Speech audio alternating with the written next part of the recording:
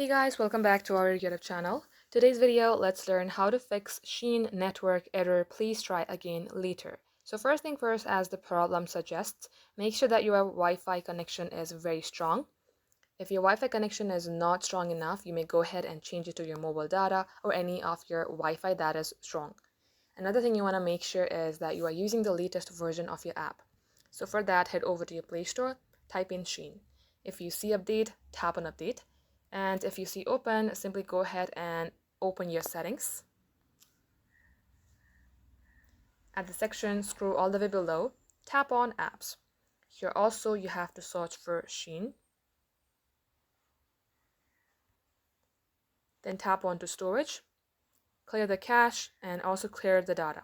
Make sure that you read all these before doing so, then tap delete. Come back onto app info page, tap on force stop, and then OK. Now lastly, restart your device and then launch a SHEIN app, and this shall work.